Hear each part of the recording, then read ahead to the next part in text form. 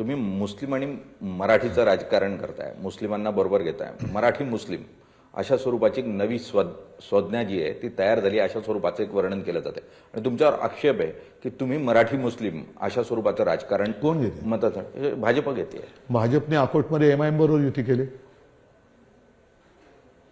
त्याचं काय? हो, तिकडे काय MIM जी अकोटमध्ये त्यांनी युती केलेली आहे, मग तिकडे कोणाबरोबर कोण गेले? मग आता कोण मामू आहे? मामू भाऊ कोण आहे महाराष्ट्राचा? हा मामू भाऊ आहे. म्हणजे मला कळतच नाही की एवढा निर्लज्जपणा यांच्यात ओतप्रोत भरलेला ही यांची घराणेशाही आहे की काय आहे? निर्लज्जपणाची. पण या निर्लज्जपणाचं जर महाराष्ट्रात राजकारण होत असेल ते कोणत्या पक्षाकडून हा अलैदा गोष्ट, पण नाही, त्याला उत्तर तुम्हाला असं वाटतं का इतकं चांगलपणा न देता ऐका, हे मी त्यांनी केलेलं हे दाखवलं.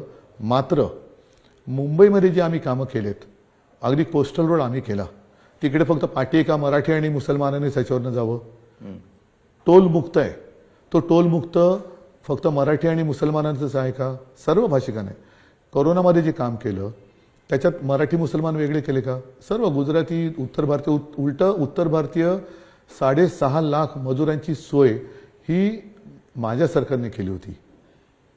गंगेमध्ये उत्तर भारतात तिकडे प्रेत वाहत होती, पण इकडे मी उत्तर भारतीयांची काळजी घेत होतो. त्यांना 3 वेळेला एक म्हणजे मी काय उपकार नाही केले, खाणं आणि त्यांच्या आरोग्याची सुविधा दिली होती.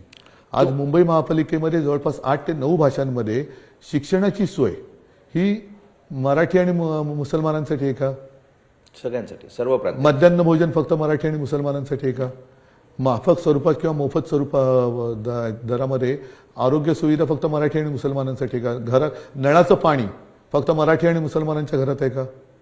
कोणती आपत्ती आल्यानंतर शिवसैनिक जो रक्तदान करतो ते गुजराती किंवा उत्तर भारतीयांना मिळत नाही का? त्याच्यामुळे विषयाचा खडा हे टाकतात.